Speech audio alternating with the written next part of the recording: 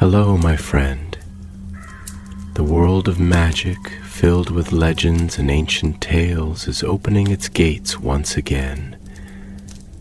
Tonight, in the Gryffindor dormitory by the crackling fireplace, I will share another story with my friends. Join us, for the magic is about to come alive. Long before Harry Potter was born, before Voldemort had cast his shadow across the land, there lived a wizard who bore many names: headmaster of Hogwarts, champion of the light, master of the Elder Wand. But in those days of gathering darkness, he was known simply as Albus Dumbledore. The story begins not in the hallowed halls of Hogwarts, but deep within the Department of Mysteries, far below the bustling wizarding world of London. Beneath layers of spell-locked doors and enchanted corridors, there existed a chamber that very few knew about, the Vault of Arcana, sealed by magics older than even Merlin's name. Here, the most dangerous magical objects were kept. Artifacts too powerful, too wild, or too cursed to be trusted even to the goblins of Gringotts. And among them, hidden in a silver coffer, engraved with runes that shifted when looked upon, lay the Heart of Ethers, a pulsing sapphire gem that was said to be the fragment of a fallen star, capable of amplifying any spell beyond mortal limits. It was on a storm-swept night that the alarm sounded. Blue flame erupted across the runes, and the unspeakables arrived too late. The coffer was gone, and so was one man, Thorn Rosier, an ex-Auror once brilliant, now vanished from the good graces of the ministry. He had studied under Grindelwald in secret, and when the dark wizard fell, Thorn vanished into the shadows of the continent, unaccounted for, until now. Word of the theft reached only one wizard before the news became public, a whisper delivered by fire through the Floo network. Dumbledore stood in his study at Hogwarts, bathed in moonlight, his fingers clasped behind his back, listening to the flickering face of an old friend. "The vault has been breached, Albus," the voice said. "Rosier has taken it. The heart." Dumbledore closed his eyes, and for a long moment he said nothing. Fawkes the Phoenix let out a low, sorrowful cry, as if sensing the storm ahead. "Then it begins," Dumbledore murmured. He turned away from the fireplace, already gathering his cloak and wand. The wizard's gait was not hurried, but purposeful, as though he had known this day would come and had prepared for it silently through long years. By morning, he was gone from the castle. He left no note for the students, no announcement. Only a word to Professor McGonagall and a gentle nod to Hagrid, who saw him off at the gates with a lantern in hand. "Where'll ye be off to, Professor?" Hagrid asked, rain dripping off his beard. "Somewhere I hoped I'd never return," Dumbledore replied softly. "The beginning of a road I once refused to walk." The rain fell harder as he vanished into the mist. The trail led him first to Nocturne Alley, that maze of crooked shops and forgotten magic. Dumbledore walked past sneering faces and whispered names, unnoticed by many, feared by a few. He entered a small, candlelit apothecary run by an old crone with milky eyes. "You seek the star thief," she rasped. "He passed through here 2 nights ago, bought bloodroot and shadow ash, paid in coin older than the Goblin Wars." "What did he say?" Dumbledore asked, offering a silver sickle not for payment, but for truth. The crone leaned close, her breath like bitter herbs. "He said he was going to awaken the old one, the one buried deep. That was all he needed." Dumbledore knew then where Rosier was headed. Not just to harness the power of the heart, but to use it as a key.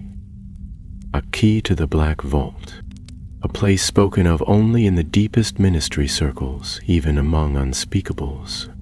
A prison beneath Azkaban that held not men, but things, creatures, enchantments, and relics bound in time itself. It was built by the founders of the Department of Mysteries, enchanted with runes that defied time and lost to history. No one living had been there, except Albus Dumbledore. Many decades ago, in the days after Grindelwald's fall, Dumbledore had helped seal a being of immense magical force, something not born of this world, within the Black Vault. It had no name, only whispers, the hollow flame, the whispering hunger, the bound will. To even speak of it was dangerous, and now Rosier sought to set it free. Dumbledore departed Nocturne Alley with grim resolve. He would need allies, but few could be trusted. One name came to mind, Mirabel Flint, a young unspeakable with a mind sharper than any blade and a spirit untamed. She had studied magical containment, and more importantly, she had dared to ask questions others feared. She would meet him in the ruins of Durmstrang, now nothing but frost-bitten stone and shadow. That was where he had last sensed Rosier's presence, like a scent upon the wind, thick with memories and magic gone sour. The journey to the north was swift, borne by spell and broom. Dumbledore arrived under a sky pale with snow. The once proud spires of Durmstrang stood black against the sky, their walls cracked and lifeless. No students wandered the halls. The cold had claimed everything, and waiting in the courtyard, wrapped in enchanted furs, was Mirabel Flint. "You took your time, Professor," she said, brushing frost from her dark curls. Her eyes sparkled not with mischief, but with determination. "Time," Dumbledore replied, "is something we now have very little of." She offered him a parchment. "I followed Rosier's magical trail through the Alps. He left markers, old Grindelwald glyphs. He's headed to the Hinterspitze, a cursed mountain beyond even the goblins' maps, where time bent and space folded in on itself. A place where echoes lingered and the stars themselves looked different. Rosier had gone there not just to hide, but to perform the first of 3 rituals of unbinding. The heart of Aetherius was not a weapon in itself, it was a catalyst, a spark. He would need 3 rites in 3 cursed places to break the vault's seals. If he succeeded, the creature within would wake, and then not even death would obey the laws of magic. Dumbledore and Mirabel stood at the edge of that ancient school, staring out into the white wilderness. The hunt had begun, and so too had the saga of the Master of Magic. The wind bit sharply as they ascended the lower slopes of the Hinterspitze, snow crunching underfoot and magic humming faintly in the air. Though Mirabel Flint had conjured a charm to keep the cold from gnawing at their skin, nothing could mask the growing unease that stirred the closer they came to the summit. The mountain loomed above them like a sleeping giant, its cragged face half swallowed in mist, and its silence deeper than any forest or graveyard. There were no birds here, no tracks of life, only the pale glitter of snow and the echo of their footsteps among the ice-slick stone. Dumbledore walked slightly ahead, his long cloak trailing behind him, brushing frost from the path. His eyes, blue and distant, moved slowly across the jagged horizon, scanning for signs both physical and magical. He paused often, resting one hand upon rock or tree as if listening to some ancient whisper no one else could hear. Mirabel followed in silence, though questions prickled in her mind like thorns. She had studied under unspeakables who feared nothing, men and women who danced with time and shadow. But Dumbledore unnerved her, not by power, though his was unmatched, but by the weight he seemed to carry, as though he bore not only knowledge, but memories too heavy to name. They reached a narrow pass as the sky darkened. Above them rose a shattered archway of stone, half buried in snow and marked with deep runes that glowed faintly as Dumbledore approached. He raised his wand and touched one of the sigils. The stone pulsed, and a wind unlike any other swept past them, howling with the sound of distant bells. "This is the place," Dumbledore said quietly. Rosier began his first unbinding here. Mirabel stepped closer, peering at the runes. "He didn't just start it, sir, he finished it. Look, this line of glyphs has been scorched through. He broke the seal." Dumbledore examined the burn marks. His brows drew together. "Then the vault's first lock is gone." As if summoned by his words, a tremor passed through the stones beneath their feet, and the air grew suddenly colder. Not merely from the mountain's breath, but from something deeper, something old. Mirabel shivered, and not from the cold. "Should we go after him now?" she asked, clutching her wand tighter. "If we move fast, we might catch him before the second ritual begins." "We must move swiftly," Dumbledore agreed, "but not blindly. Rosier is no fool. He'll expect pursuit and will have laid traps behind him." He turned back toward the pass, but as they did, a sound rose behind them, a strange, rhythmic tapping like claws upon stone.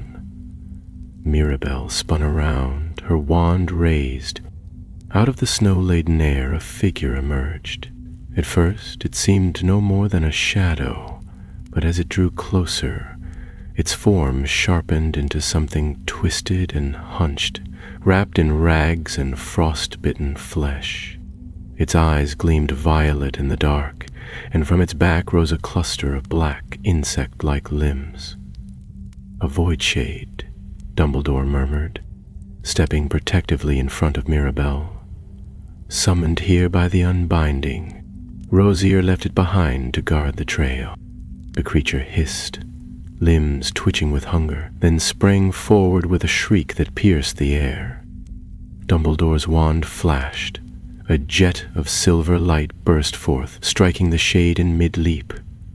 It howled, splintering apart like shattered glass, the sound vanishing into the wind. Mirabel lowered her wand, her breath trembling. What was that thing?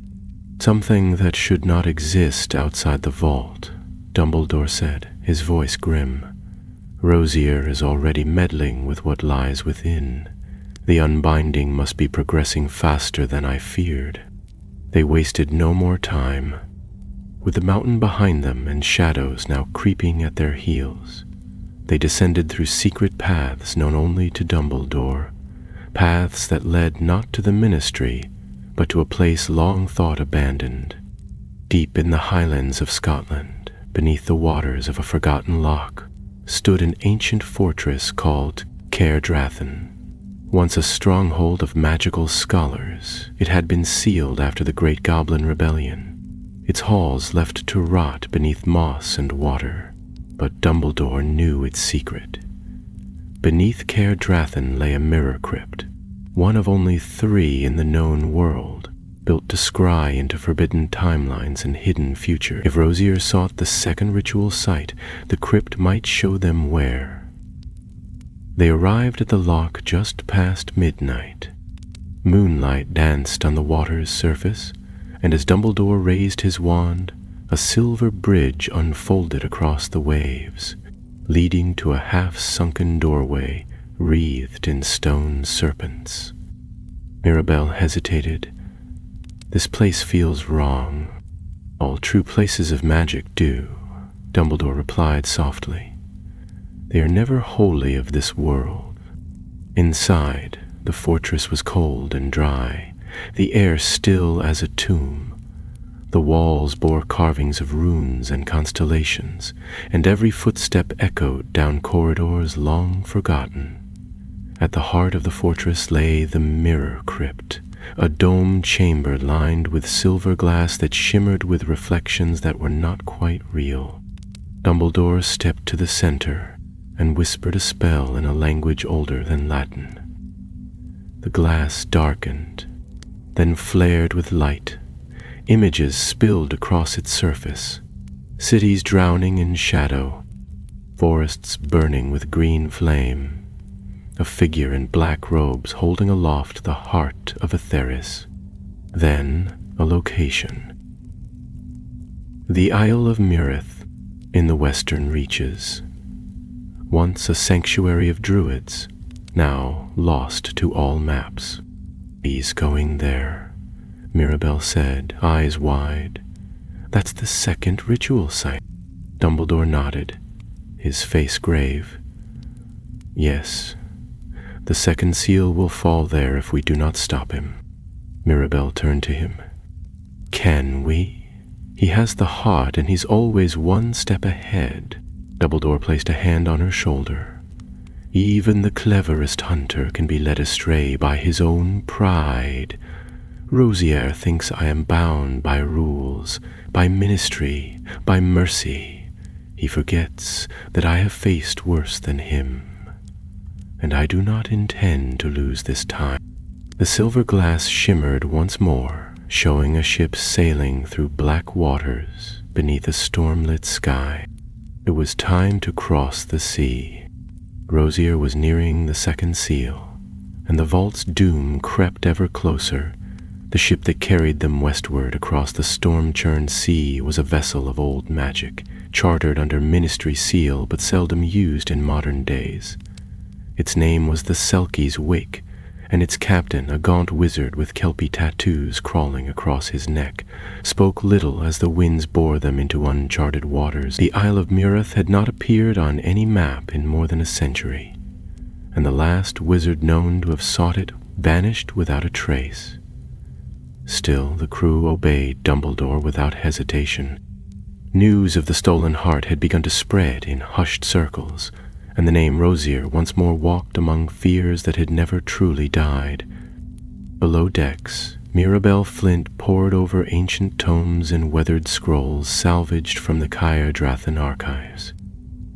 Though her voice remained steady and her wand hand firm, Dumbledore could sense the weight upon her spirit. She had not yet seen the true cost of magical war, had not yet watched the light of a spell turn friend to ashes. That knowledge, he hoped, might yet be spared her. They called it the Isle of Stillness once, she said, tracing a finger over a faded line of ink. A place where time moves differently. The druids believed, the stars whispered there, that prophecy lived in the wind.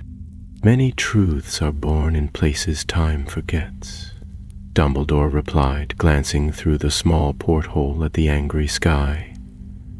That is why Rosier has chosen it. The second ritual requires an alignment not of stars, but of ley lines, buried beneath the island's stones. The heart of Atheris draws its strength from such places. Mirabel looked up. You said you sealed something in the vault after the war, something worse than Grindelwald. What was it? Dumbledore did not answer at once. His gaze remained fixed on the waves, gray and endless. When he spoke, his voice was quiet, but there was a shadow in it. Not a man, not even a creature as we understand it. It was magic given will, an ancient force born of broken vows and forgotten pacts. It feeds on ambition, twisting spells into sorcery. We named it the Bound Will. Grindelwald sought it once. Rosier seeks it now. Mirabel said nothing for a long time. Then she whispered, "Can it be killed?" Dumbledore finally turned, his eyes bright behind his half-moon glasses. No, but it can be silenced, contained. That was the purpose of the vault, and that is why Rosier must not succeed. Before dawn, land was sighted, a jagged outline against the horizon, ringed by cliffs and sea foam. The Isle of Murith emerged from the mist like a slumbering beast. The moment their boots touched the rocky shore, the air changed. The wind was still, unnaturally so, and even the crashing of waves faded to a hush. Trees clung to the cliff tops like watchful sentinels, and the earth beneath their feet gave off a faint hum, as though the island itself breathed. They did not speak as they climbed the narrow trail toward the heart of the island. Around them, ancient stones rose in broken circles, megaliths carved with swirling patterns that caught the light strangely. Some bore druidic runes so faded that even Mirabel struggled to decipher them. Yet Dumbledore seemed to know the way, his steps purposeful, his wand gently alight. Near the center of the isle, nestled in a shallow vale between mossy crags, they found the ritual site. A stone dais, half buried in vines, had been scorched clean. Char marks spread outward in a spiral pattern, and the grass around the stone was dead. Something foul lingered in the air. Residual magic, thick and metallic, like the scent of lightning on steel. "He's already been here," Mirabel said, kneeling beside the dais. "The second seal's broken." Dumbledore nodded, scanning the trees. "But he lingers still. I can feel it." A faint rustle broke the silence. Before either could react, a jet of green light sliced through the air. Dumbledore deflected it with a flick of his wand, the curse shattering against a standing stone. Another curse followed, then a third. From the shadows of the trees emerged 3 hooded figures, masked and robed, their wands raised. "Rosier's new followers," Dumbledore murmured. "He's begun building a court of his own." Mirabel took her stance beside him, her wand steady. "I've never dueled more than one at a time. Then today you learn." They moved together. Dumbledore's spells flashed like silver flame, elegant and precise. He disarmed the first attacker with a binding hex, then turned to intercept a chain of black fire conjured by the second. Mirabel darted forward, casting a shielding charm and stunning her opponent with a sharp cry of "Stupefy!" She ducked a retaliating spell just in time, her cloak singed as it passed. Dumbledore disabled the last follower with a wordless hex that knocked the man from his feet, unconscious before he struck the ground. The silence returned, sudden and complete. "They were here to delay us," Dumbledore said, frowning, "which means Rosier is already en route to the third seal." Mirabel lowered her wand. "Where is it?" Dumbledore looked down at the scorched dais. Beneath the soot, a faint carving had been revealed. A compass etched into the stone, its needle pointing not north, but down. "Below," he said. "He's going beneath Azkaban." Mirabel blinked. "The Black Vault?" Dumbledore nodded gravely. "The final seal is the vault itself." They returned to the ship before the sun had fully risen, leaving behind the isle's hushed stones and burned grass. The sailors eyed them warily, speaking little as the wind picked up. Mirabel said nothing for much of the journey, but at last she asked, "Will the Ministry believe us? That Rosier is this close?" "They'll hesitate," Dumbledore said. "They always do." "Then we go along?" Dumbledore's eyes gleamed. "For now, but not unprepared." He reached into his cloak and withdrew an object wrapped in black silk. Slowly he unwrapped it, to reveal a slender wand, dark as night, with runes carved along its length. "The Elder Wand," Mirabelle whispered. Dumbledore's expression was unreadable. "The world believes I wield it already, but I have not used it since Nurmengard. I had hoped never to raise it again." "Then why now?" "Because Rosier has embraced the path Grindelwald feared to walk, and I will need every power the light can offer to stand against what comes." The wind howled louder. Far ahead, Azkaban's silhouette rose from the sea like a clawed hand, cloaked in fog and silence. The final battle was drawing near, and the fate of the wizarding world lay once more in the hands of Albus Dumbledore. Albus Dumbledore de Scaben had never looked so quiet. It rose like a broken fang from the iron-gray sea, its towers draped in mist, its battlements jagged with sea salt and time. The waves crashed endlessly against its base, but the cries of prisoners had long since fallen silent. In recent years, the Ministry had begun emptying the fortress, moving inmates to safer, saner locations, claiming that the use of Dementors was no longer necessary or humane. Still, the fear lingered. The very stone of Azkaban seemed to remember every scream and every shadow it had ever held.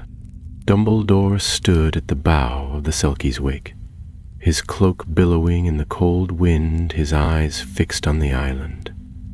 Mirabelle stood beside him, pale but resolute, clutching a small rune-covered case she had taken from the Mirror Crypt's vault. Within it were the 3 only known counterseals to the Black Vault's wards. If they failed to work, there would be no second chance. The ship did not dock. It drew as near to the shore as it dared, and then the 2 of them disembarked in silence, vanishing into the swirling fog that clung to the rock like a shroud. The wards surrounding the island prickled against their skin, ancient protections now cracked and frayed by time. Dumbledore muttered an incantation under his breath, and the air shimmered before them as the first veil of concealment parted like smoke. They passed through the old gates, where rusted chains hung limp across the archway. No guards met them, no cries echoed through the corridors.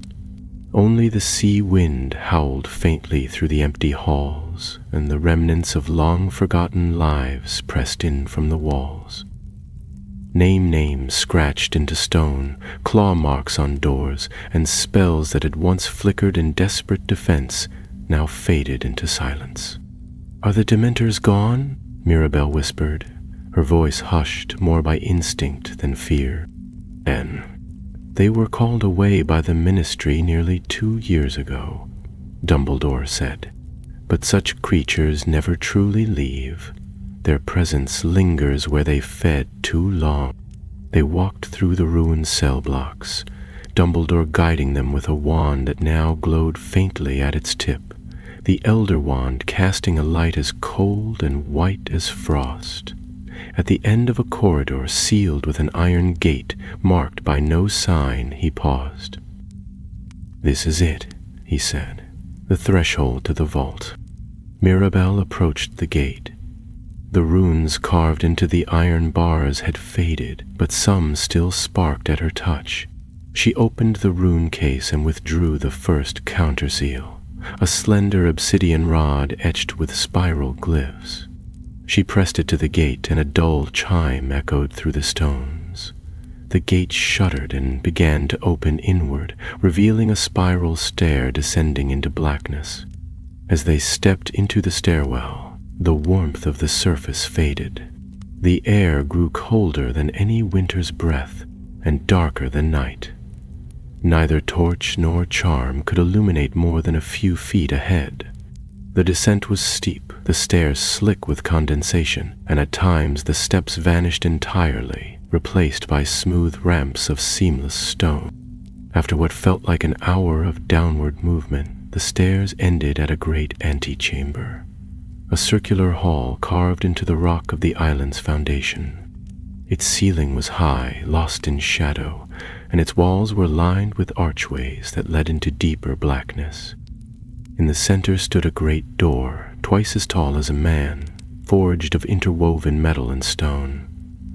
Runes covered its surface in 7 concentric rings, each pulsing with faint silver light. Dumbledore stepped forward and placed a hand upon the outer ring. "This is the vault," he said, "and Rosier has already begun to break it." The evidence lay scattered across the floor, burned sigils, melted wardstones, and the remnants of a broken seal set into a bronze disc.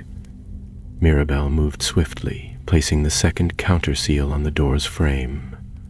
The moment it touched the metal, the silver runes pulsed violently, and a low moaning sound rose from the walls, like distant thunder rolling beneath the earth.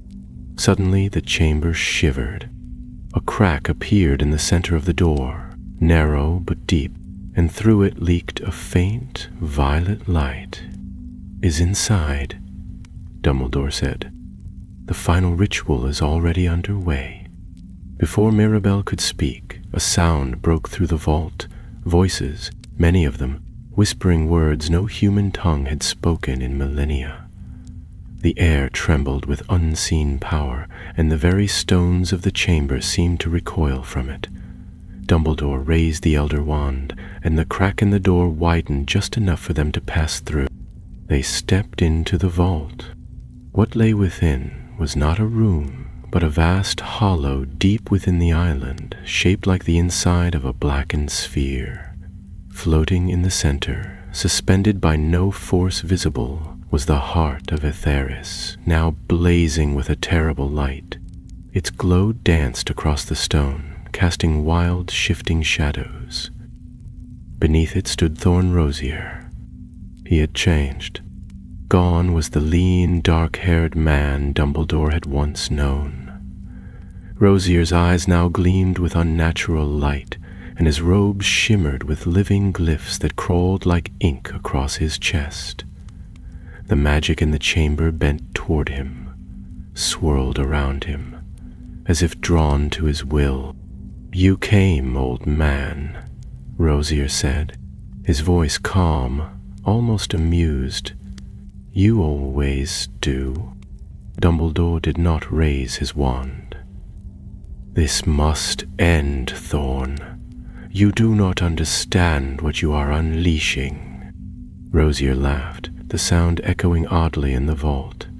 "You said the same to Grindelwald, and look what came of your mercy." "You were not like him," Dumbledore said. "You still aren't. There's still time." Rosier's expression darkened. "Time is what I seek to undo, to break its tyranny, to unbind fate itself." He raised the heart of Aetheris high, and the violet light flared, blinding. A column of flame burst from the vault's floor, and within it a shape began to stir. A vast, shifting presence, formless and yet alive, its voice 1,000 whispers bound into one. Mirabel gasped, but Dumbledore stepped forward, lifting the Elder Wand. "No more," he said, and the final duel began. The moment the duel began, the vault itself seemed to awaken. Magic thickened in the air, heavy as smoke, warping light and sound. The strange violet fire that surrounded the heart of Aetheris roared upward, licking the ceiling of the hollow, and from within it rose the shifting presence Dumbledore had feared to see again. The bound will, the nameless force sealed long ago. It had no face, no limbs, only a vast, roiling cloud of shadow, threaded with veins of silvery flame. Its voice echoed in all directions at once, murmuring in a tongue not spoken since the dawn of wand lore. Thorn Rosier struck first. With a sharp cry and a sweep of his wand, he sent a torrent of dark light hurtling through the air, the spell twisting unnaturally as it flew. Dumbledore met it with a counter-curse so deft and fluid that the hex unraveled mid-schlet, dispersing harmlessly into the chamber's walls. But Rosier was already moving, casting again with growing fury, his spells no longer merely incantations but invocations, words that bled power from the vault itself. The floor cracked and the walls trembled with each blast. A whip of flame curved like a serpent. A spiral of frost burst from nothing, and shards of stone flew like blades. Mirabelle retreated toward the door, her hand still clutching the last counter-seal. Dumbledore had instructed her to hold it until the precise moment, and she obeyed, though fear crackled like static around her. The bound will, though still imprisoned in its burning column, began to twist and writhe, its form expanding outward, threads of its essence reaching toward Rosier with something like hunger. Dumbledore moved with an elegance that seemed untouched by age. He deflected spells without effort, conjuring radiant shields and binding cords of silver light. Yet he did not press his attack. He circled Rosier slowly, watching, calculating, searching for something. The duel was not merely a battle of strength, but of understanding, a dance of minds as much as magic. "You've let it inside you," Dumbledore said at last, dodging a jagged bolt that cracked open the floor. "You've bound yourself to it. I've become what you never dared to be," Rosier answered, his voice rising, thick with power and pride. "You, who could have ruled the magical world and chose instead to cower behind children. I will finish what Grindelwald began." Dumbledore's gaze did not falter. "Grindelwald sought dominion. You seek annihilation. You think to wield the heart, but it is wielding you." Rosier laughed, a cruel, high sound that echoed wildly through the vault. He raised both arms, and the heart of Aetheris flared, casting a beam of light directly into the bound will. The creature within the flames stirred, its whispers rising in pitch, and for a moment the vault itself seemed to flicker out of time. The walls blurred, the floor vanished, and the sky appeared above them, stars spinning madly. Reality snapped back with a shudder, but the seal on the vault groaned aloud, its runes dimming one by one. Mirabelle took a step forward. "Professor, if we wait any longer—" "Not yet," Dumbledore said, his voice suddenly sharp. Rosier seized the moment. With a surge of motion, he hurled a chain spell of brutal complexity, a curse laced with fire, ash, and binding enchantments twisted into one. Dumbledore raised his wand in a swift arc, the Elder Wand glowing as he cast a counter-hex that detonated the spell mid-air, sending a shock wave through the chamber. Dust and magic flew in every direction, and the light of the heart pulsed faster, feeding the creature within. Then Rosier vanished. No spell had been cast, but the man simply disappeared from view. Dumbledore narrowed his eyes. "Mirabelle, stay behind me." A whisper brushed the air near his ear, then another by Mirabelle's shoulder.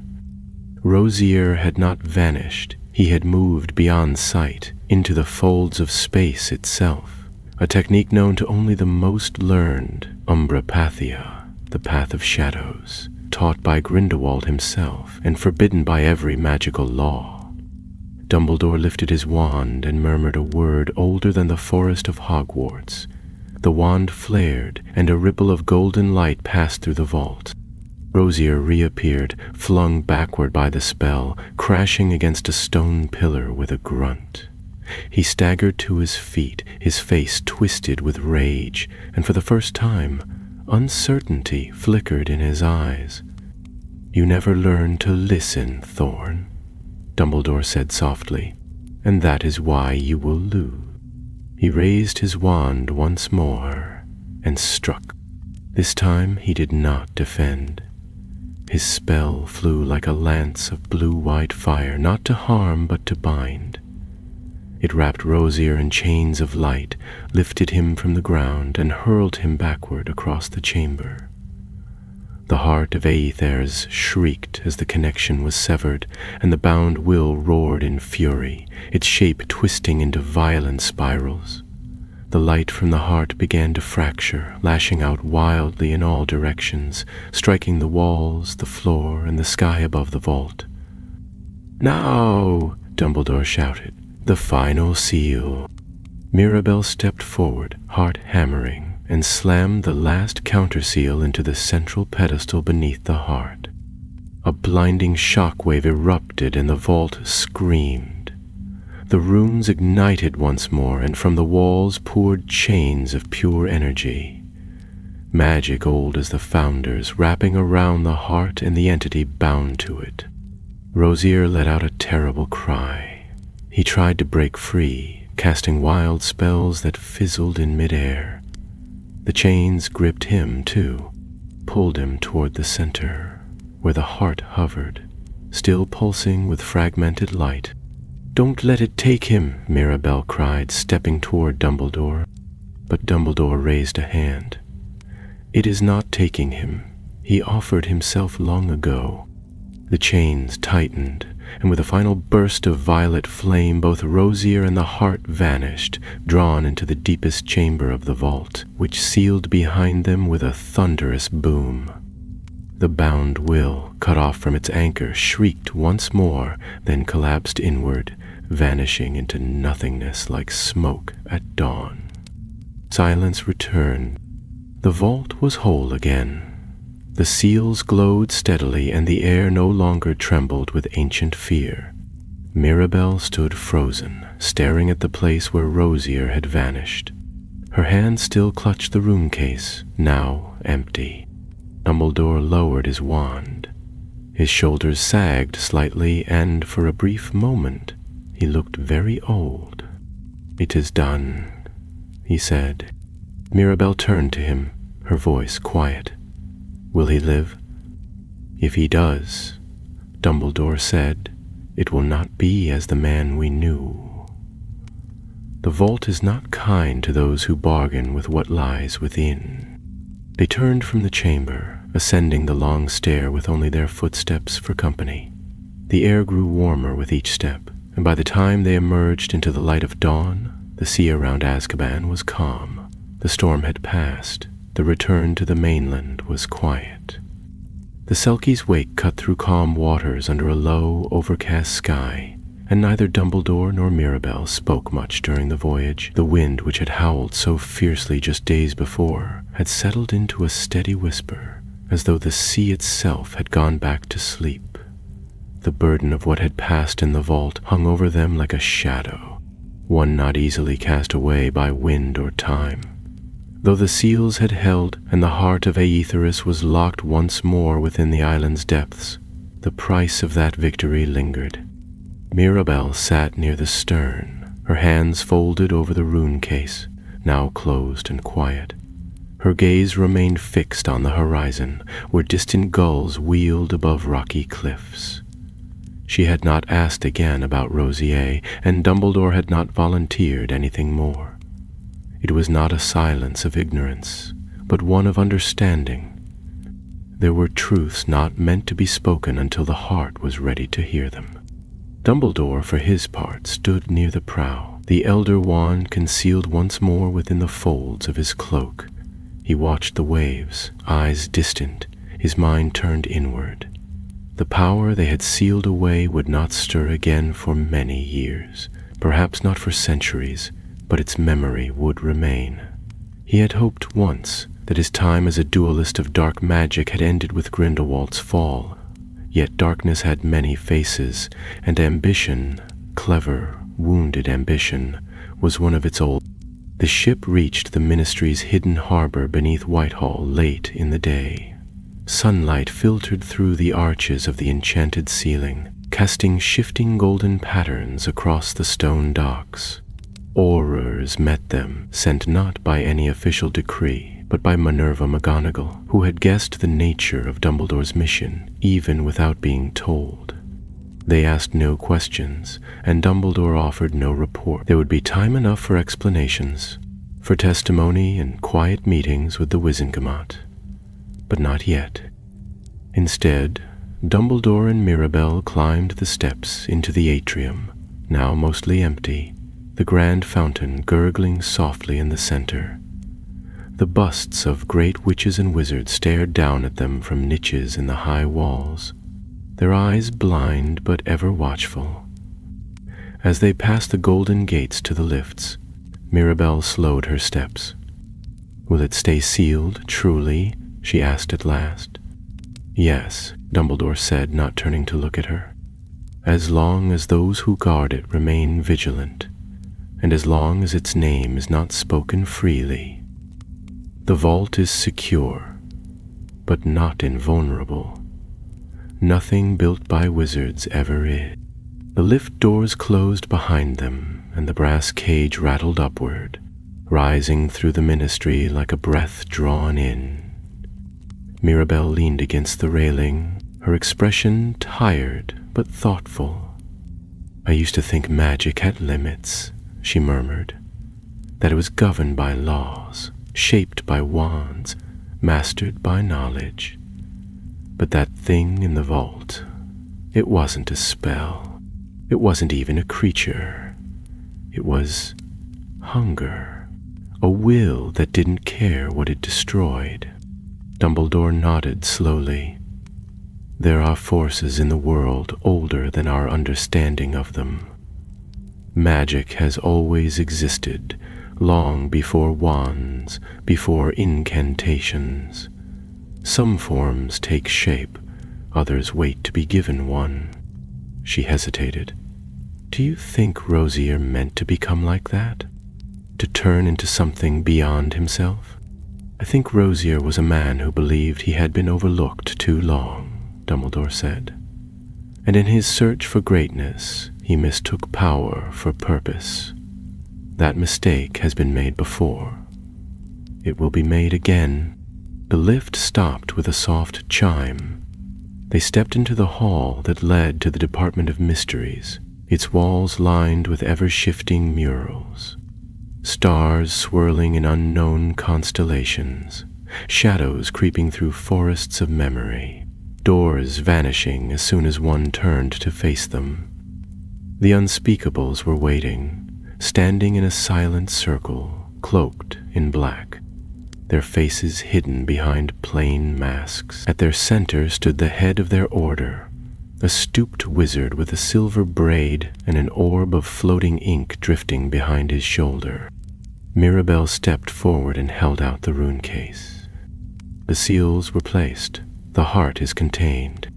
The elder unspeakable did not speak, but inclined his head, and the orb of ink pulsed once before vanishing. Another figure stepped forward to take the case, bowing to Dumbledore as he did. The headmaster gave no reply, only a nod of quiet approval. As they turned to leave, the elder unspeakable raised a hand. "Your name will not appear in the report," he said in a low, rasping voice. "It is better that the world does not know how close it came." Dumbledore paused, then smiled faintly. That has always been the way of such things. They emerged from the ministry into the crisp twilight of London. The sky had cleared, and the stars were beginning to prick the heavens with silver fire. Muggle lights twinkled below, and the bells of St. Paul's rang faintly in the distance. For a long moment they stood in the square, neither speaking. "You don't want to go back to Hogwarts yet, do you?" Mirabel asked, her voice gentle. Dumbledore looked up at the stars, and his expression softened. "I will, but not tonight. Tonight I will walk. London is old, and I find comfort in its silence." She hesitated, then said, "Thank you for bringing me, for trusting me. You prove worthy of that trust," he said. "Remember what you've seen, Mirabel. Not all knowledge is a gift, and not all gifts are meant to be shared. But those who carry truth must carry it wisely. Then, without another word, he turned and strode into the narrow alley beside the square, his silhouette tall and straight against the fading light. Mirabelle watched him go, the echo of his steps lingering long after he had vanished from sight.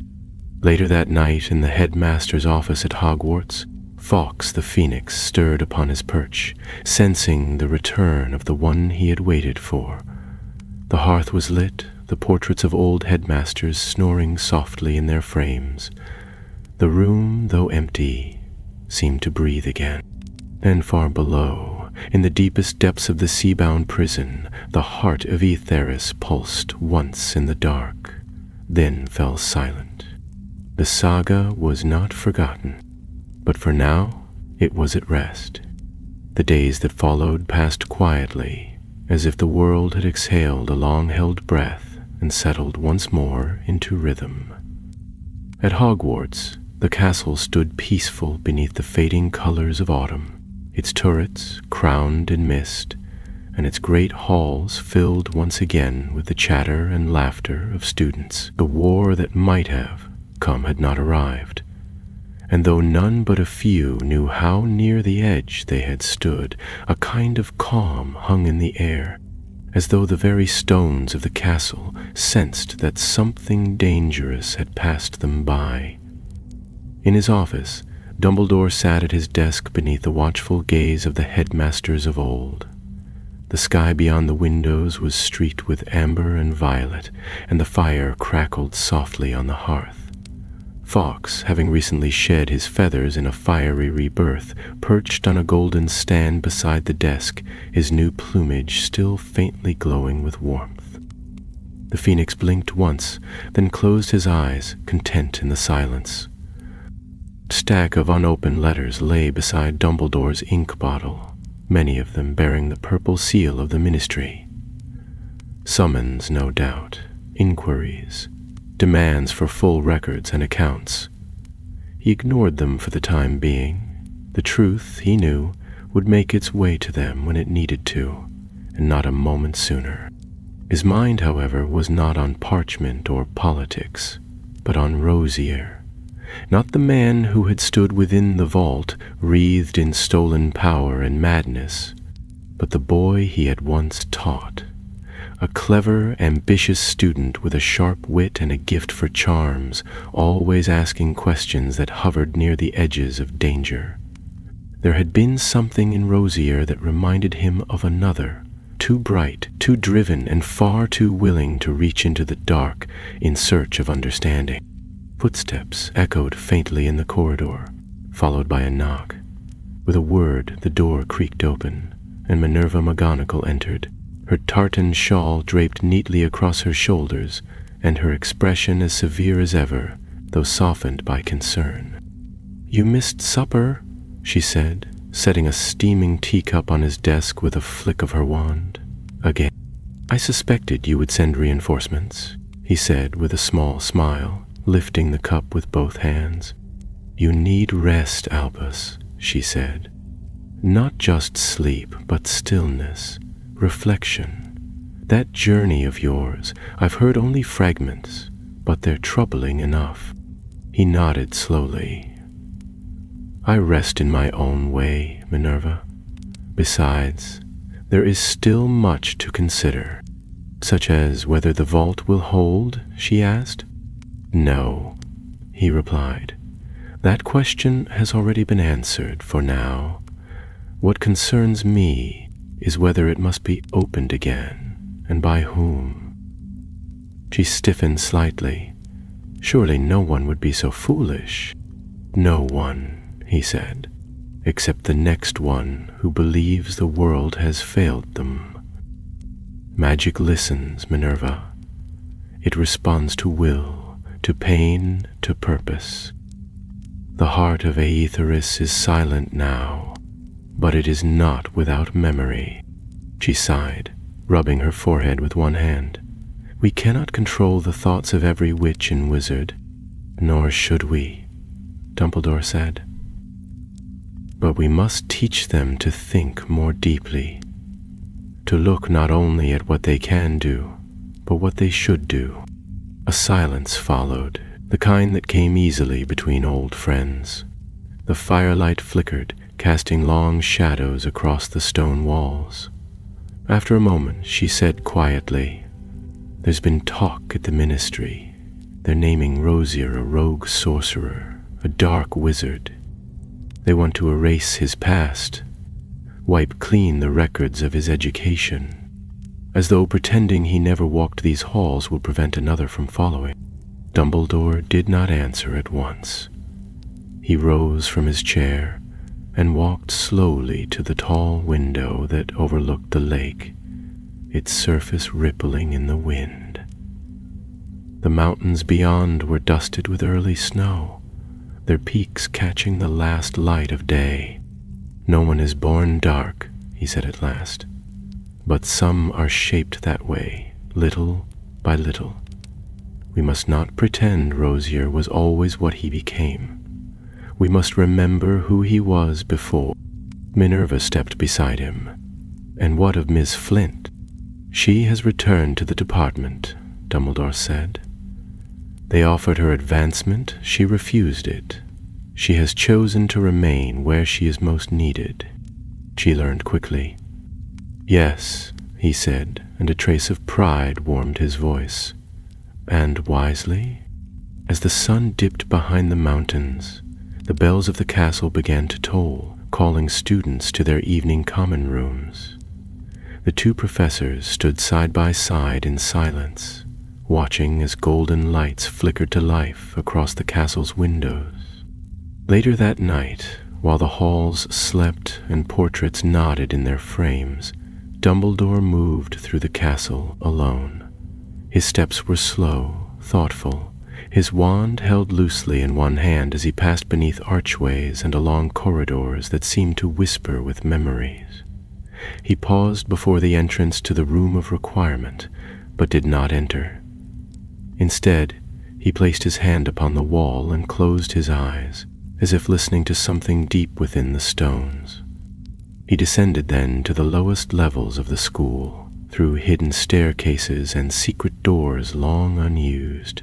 At last, he arrived at a small chamber beneath the great hall, once a place of study during times of siege, now forgotten by all but the castle itself. There, on a pedestal of white marble, sat a glass sphere, not a prophecy orb, but a vessel of memory. One he had retrieved from the vaults of the Department of Mysteries before his return.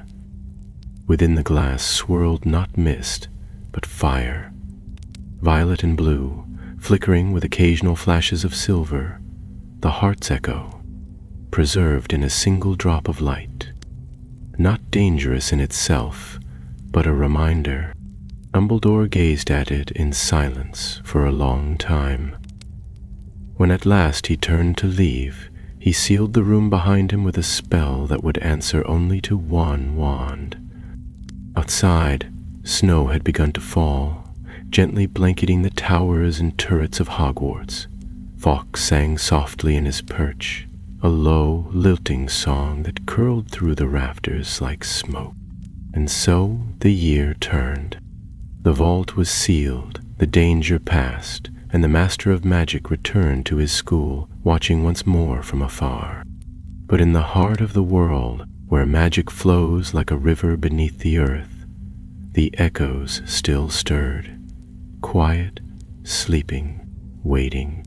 Winter arrived in earnest, and with it came snowdrifts tall enough to reach the lower sills of the castle's windows, and icicles that hung like glass daggers from the stone arches. The black lake froze over, its surface as smooth and shining as a mirror, and students could be seen on weekends skating between frost-covered reeds or enchanting snowballs to wage battles across the grounds.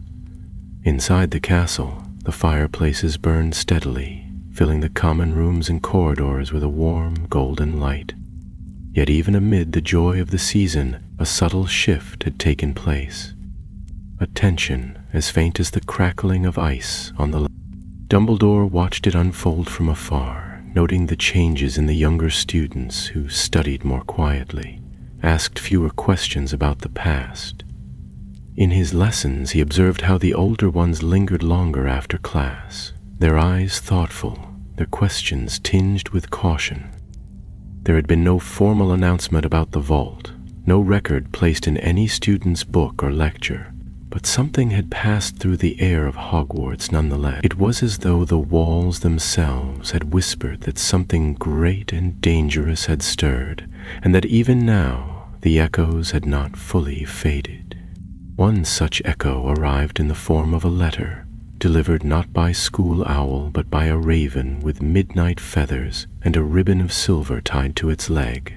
The bird landed without a sound upon Dumbledore's desk one quiet morning and regarded him with sharp, intelligent eyes. The parchment it carried bore no ministry seal, no signature, only a single word written in elegant script across the top. Ethianor. Dumbledore opened it slowly, scanning the contents with eyes that missed nothing.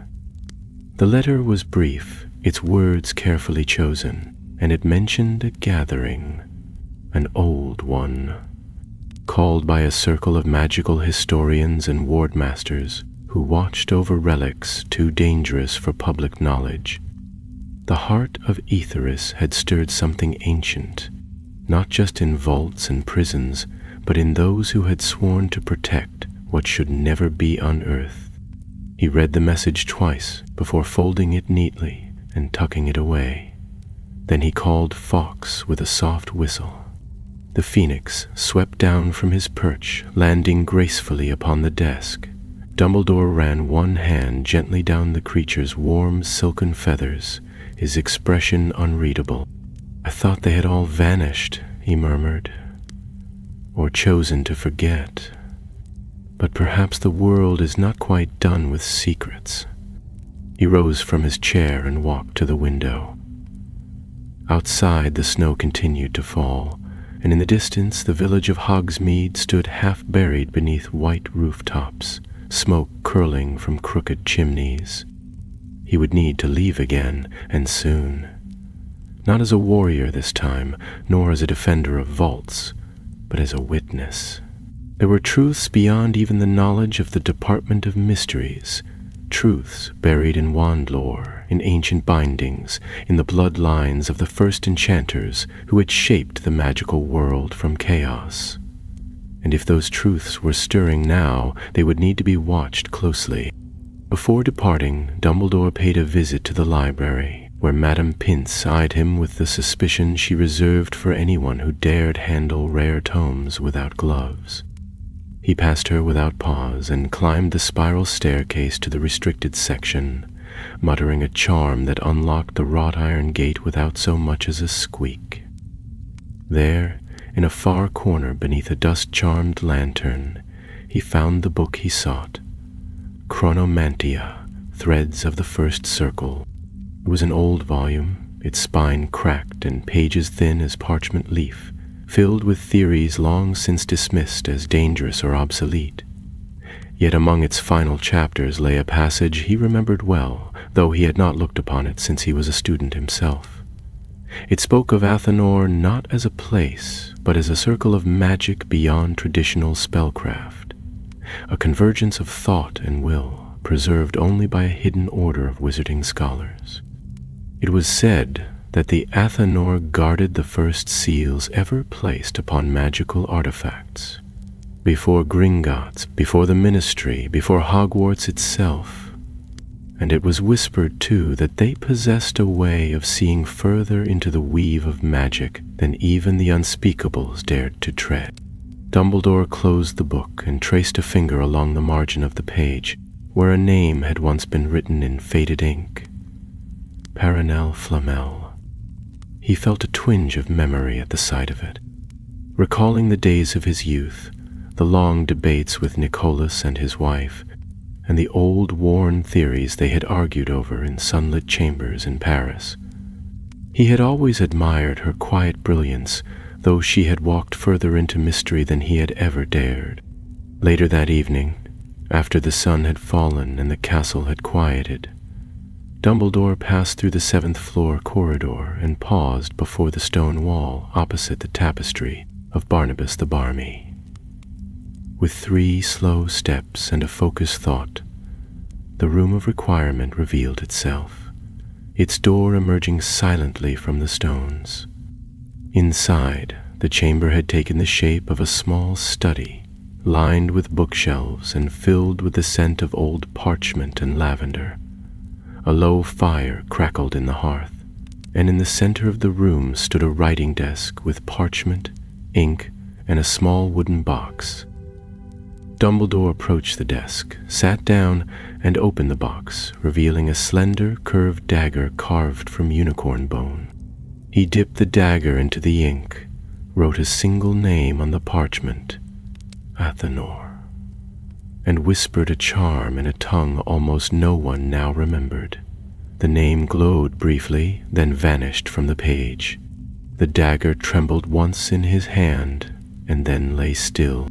When he left the room, the parchment was gone, and the box closed itself quietly behind him. The next morning, he was gone from the castle once more. Only Minerva knew where he had gone, and she said nothing of it. The students whispered, of course, for they always did when their headmaster vanished without warning. Some said he had gone to the ministry to fight another dark wizard, others that he was teaching dragons in the Alps.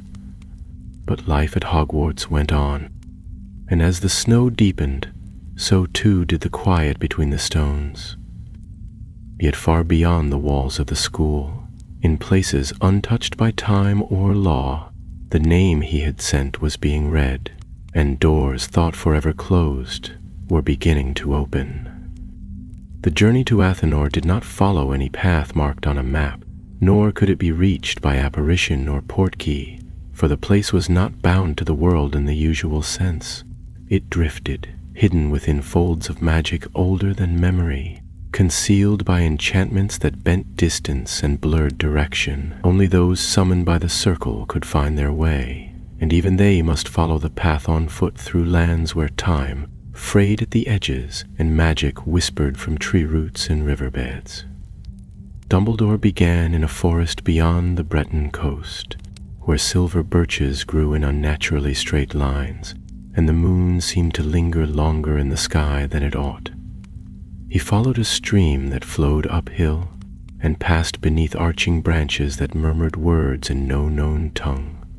When he emerged on the far side, he found himself standing at the edge of a meadow scattered with standing stones, each carved with runes that pulsed faintly beneath a blanket of froth.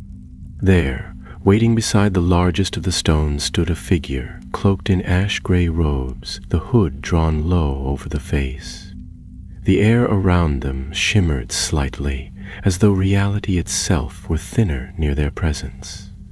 They inclined their head in greeting, then turned without a word and walked into the mist beyond the stones. Dumbledore followed, his steps steady, his wand resting within reach beneath his cloak.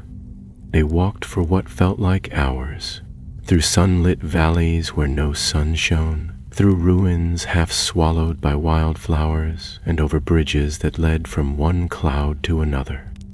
Eventually they came to a great hall carved into the side of a mountain, its entrance hidden behind a waterfall that flowed upward into the sky. The figure paused before the curtain of water and spoke a single word. The water parted, revealing a dark archway filled with soft golden light. Athenor.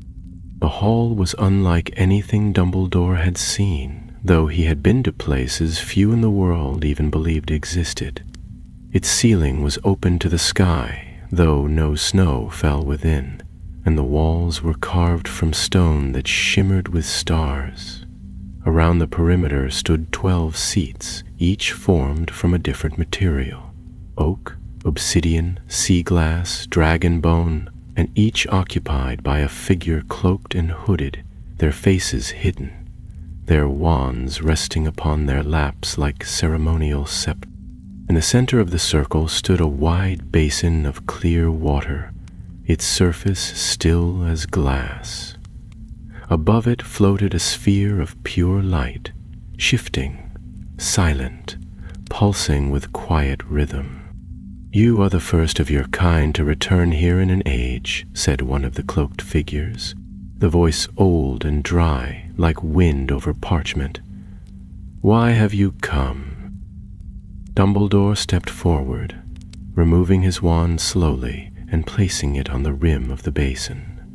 "Because the vault was nearly breached," he said, "because the heart of Aetheris was stolen and the being bound to it stirred, because I believe this will not be the last time the seals are tested." A murmur passed through the circle. One of the figures shifted slightly in their seat, the sleeves of their robe falling back to reveal fingers of pale green stone. "You have sealed the heart once more," said another voice, low, female, and ageless. "You restored the wards. What more do you seek?"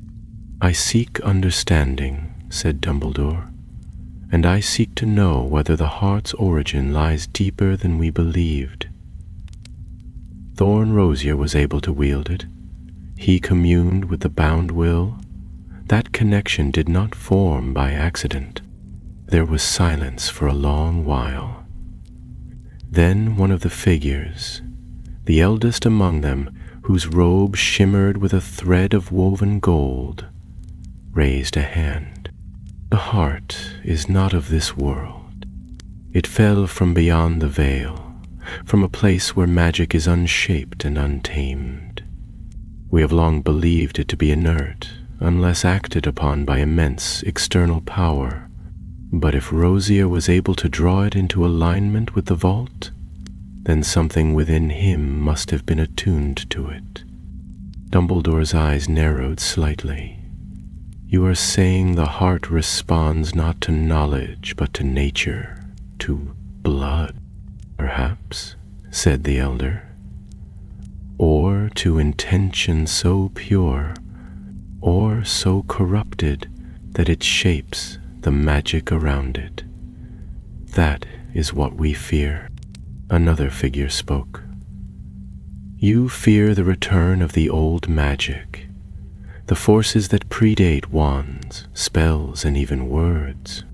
"Yes," Dumbledore said quietly. "I do." They studied him then, all 12, as the sphere of light above the basin pulsed once more, as though acknowledging his words. Finally, the elder rose from their seat and stepped forward. They reached into the folds of their robe and drew out a book, a small, weathered volume, bound in bark and silver thread. This was written by the first to study the heart, Perenelle Flamet. Dumbledore took it with reverence, fingers brushing across the faded sigil on the cover. "She believed the heart was one of 3, the elder continued. "One fell to earth. One was lost to the sea. The third never reached our world at all, the Aetheris Triad. Should the others awaken, the vaults alone will not be enough." A deep silence followed. Dumbledore bowed his head. "Then we must prepare, not with stronger locks or fiercer guardians, but with wisdom, with patience, with unity." The circle made no reply, but the elders stepped back and raised their wand. The sphere of light dimmed, then vanished, leaving only the quiet lapping of the water in the basin. When Dumbledore emerged once more into the forest of silver birches, night had fallen, though he could not say how many days had passed. The stars above were unfamiliar, and the moon wore a ring of pale fire. Still, the path he followed brought him back at last to familiar land and to the gates of Hogwarts, just as dawn touched the sky with faint color. Minerva was waiting at the entrance, arms folded, lips pressed into a thin line. "You might have written," she said without preamble. "I might have," Dumbledore agreed, brushing snow from his cloak. "But I thought it best not to put certain things into writing. She followed him back to his office in silence. When they arrived, Fawkes greeted him with a soft trill and nuzzled against his shoulder. Dumbledore sat at his desk and opened the book Perenelle had written, his fingers turning the pages slowly. Minerva watched him for a moment, then said, "What did you learn?" "That we've only seen the beginning," he said, "and that the past is no longer content to sleep." The days that followed Dumbledore's return from Athenor were marked by a peculiar stillness, not one of peace, but of expectancy, as though the world itself were holding its breath. At Hogwarts, winter deepened, coating every roof, turret, and stone stair in thick layers of snow. The students, wrapped in scarves and cloaks, bustled through the halls with red noses and mittens charmed against the cold, unaware that beyond their enchanted lessons and magical mischief, forces older than the castle itself were stirring once more. In his office, Dumbledore spent long hours poring over Perenelle Flamel's journal. The writing within it was meticulous, each letter looped and precise, every word placed with the care of one who knew the weight of what she recorded. The journal spoke of her study of the heart of Aetheris, not as a weapon or tool, but as a fragment of primal magic, wild and nameless, born beyond the veil, beyond life and death. Perenelle had written of dreams where light burned like stars beneath the ocean, of voices calling from deep wells of time, and of a presence that could not be shaped, only contained. She had feared the heart, not because of its strength, but because it responded to intent, to ambition, to despair. She had marked a theory, half-formed and never tested, that the heart acted as a kind of mirror, one that did not reflect the body, but the soul. It was this idea that troubled Dumbledore most, a notion that Thorn Rosier had not simply harnessed the heart, but had awakened it, that some part of him, broken or brilliant, had resonated with its nature, suggested that there were others who might do the same. And if Perenelle was right, and the heart was one of three, then two others remained unaccounted for. He could not say whether they had fallen to earth or sea, or if they had never arrived at all, but he knew with certainty that others, somewhere, were searching. He closed the book and leaned back in his chair, his fingers steepled beneath his chin. The fire crackled softly, casting dancing shadows across the walls. Fawkes, perched nearby, ruffled his feathers and let out a quiet chirp. In the silence, Dumbledore allowed his thoughts to drift back to the vault, to the darkness that had nearly risen, and to the young woman who had stood beside him at the edge of it. Mirabelle Flint had not written since her return to the Department of Mysteries, though Dumbledore had received a brief, unsigned note in handwriting he recognized. It had contained only 3 words: "They are listening." What precisely she had meant he could only guess, though he had his suspicions. The department had always held secrets too deep for any one wizard to claim, but it had grown more cautious in recent months, more guarded. Even its own unspeakables spoke less, watched more. Dumbledore wondered if some among them had begun to feel the stirring as he had, if whispers of the Triad had reached their ears and planted seeds of uncertainty. He was not alone in his concerns. Late one evening, while the castle slept beneath a sky heavy with snow, Dumbledore was visited by a quiet knock on his door. He opened it to find Elphias Doge standing on the threshold, his hat dusted with frost, his eyes anxious beneath his heavy brows. Elphias had been many things: friend, diplomat, order member, but above all he had been a watcher of the world's currents, always attuned to shifts others failed to see. "May I come in?" he asked. Dumbledore gestured him inside, conjuring a second armchair beside the fire with a flick of his wand. The older wizard sank into it with a tired sigh and held out his hands to the warmth. "They've found something in the south," he said without preamble. "Off the coast near Tristan da Cunha, a deep rift opened by a magical tremor. At first, they thought it was a simple geomantic fluctuation, but something down there is pulsing." Dumbledore's eyes narrowed slightly. "Do they believe it's one of the others?" Alpheus nodded. "They don't know for certain. The signals are faint, buried beneath words so old even the goblins can't trace them. But it's not natural, not like anything we've ever recorded." Dumbledore rose and paced slowly toward the window, his hands clasped behind his back.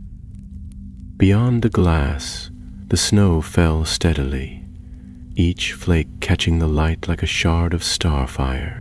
"And the Ministry? They're debating," Alpheus said bitterly. "Some want to send a team, others want it sealed forever. They argue over jurisdiction, over which department owns the sea. All the while, others watch, quietly, waiting. Rosier's followers? They've gone to ground, scattered, but they're not gone. And there are new names whispered now. Others who seek the same power, who believe the world is on the brink of something greater, or worse." Dumbledore turned back, his expression unreadable. "Then it seems we are at the edge once more." Alpheus nodded slowly. "What will you do?" "I will go to the south," Dumbledore said, "and I will see with my own eyes what lies beneath." He looked down at his hands, long and steady, worn by years but not yet weakened. He knew this path would not be walked with spells alone. The journey would call on old knowledge, older than most dared to remember. There were few left who could even read the glyphs etched into the rocks beneath the southern sea, and fewer still who would know what to do should they awaken. As Alpheus stood to leave, he paused beside the door. "You've always stood at the center of these storms," he said. "But one day, even you must rest." Dumbledore smiled faintly. "Perhaps, but not today." After he had gone, the headmaster returned once more to his desk. He unrolled a map of the southern oceans, tracing the edge of the ancient currents with his wand, murmuring spells that revealed hidden ley lines and drowned ruins. When he came to a point just north of the frozen shelf, the wand stilled.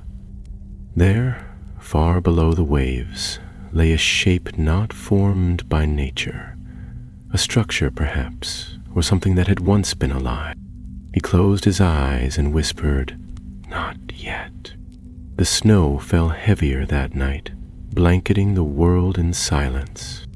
And far beneath the sea, something stirred. The voyage south began beneath skies of iron and wind, the kind of wind that sang through sails and whispered through wandwood.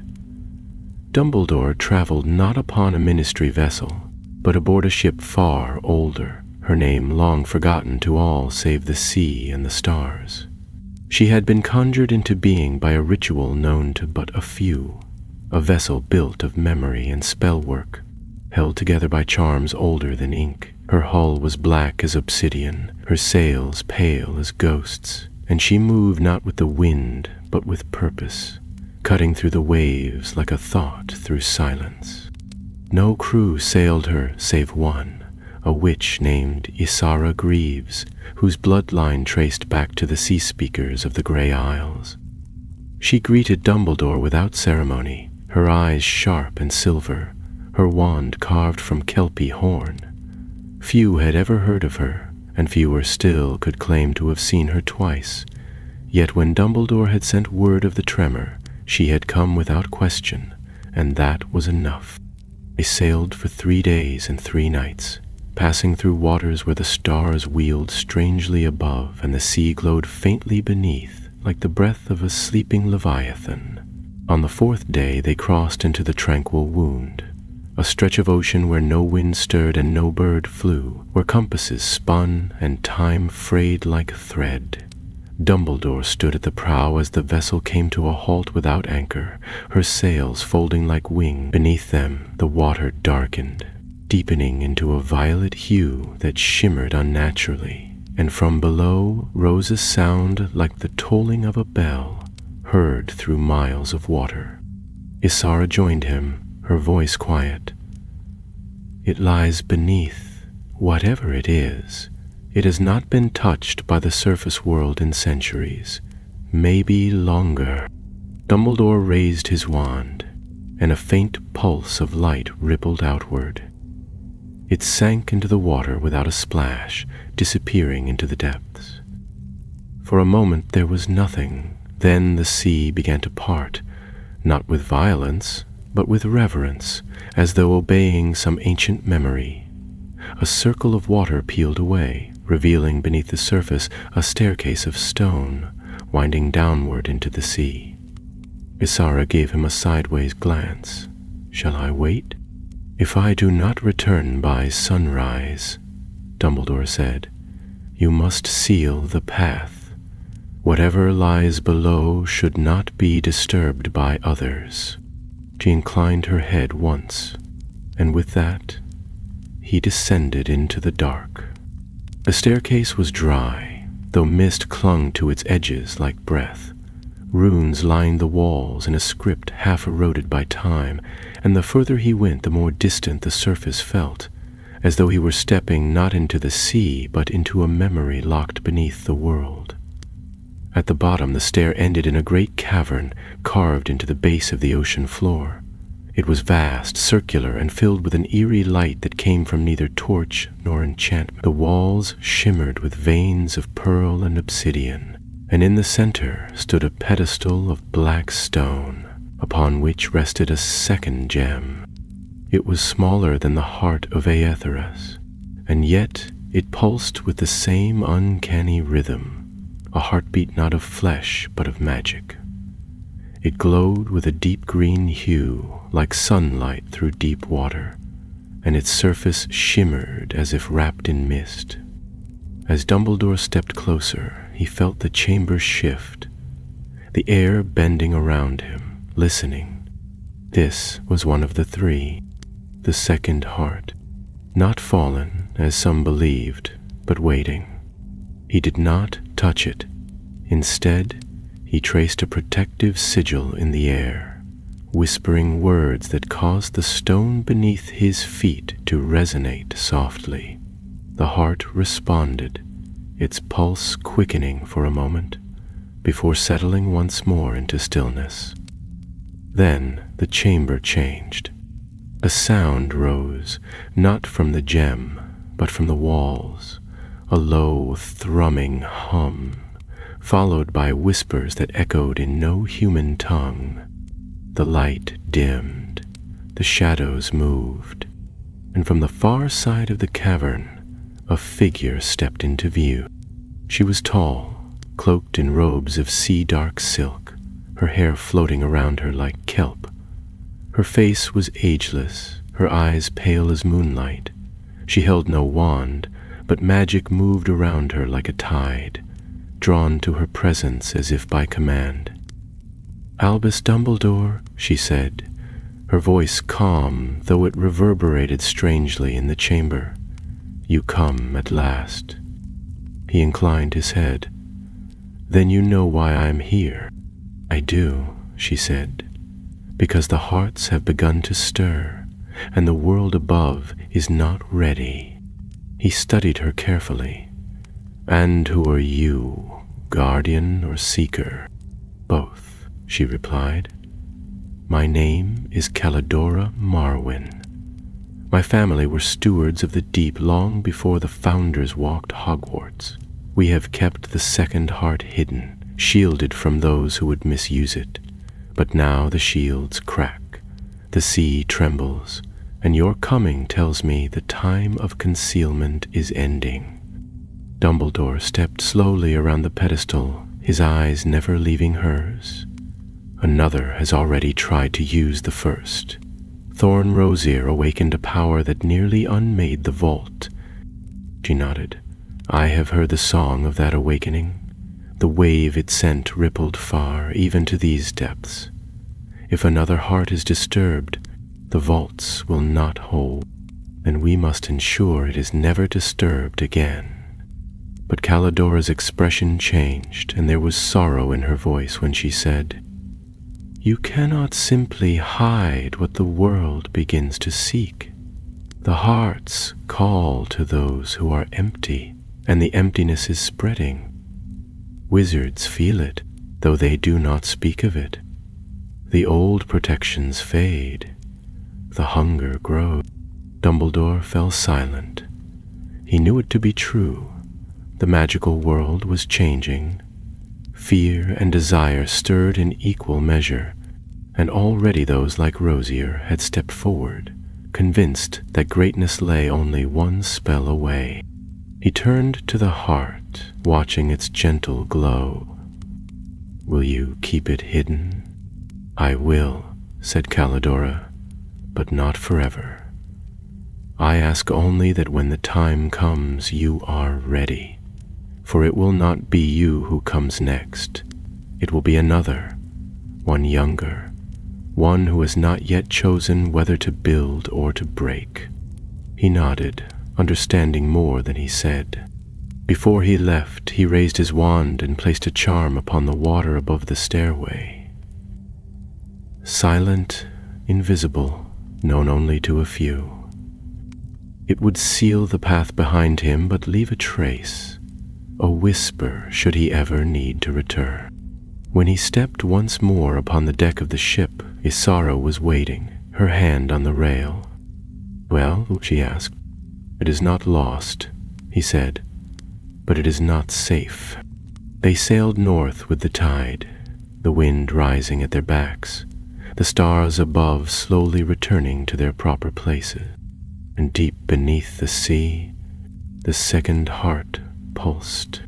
Waiting, the return to Hogwarts was quiet, carried on a train of soft wind and drifting frost.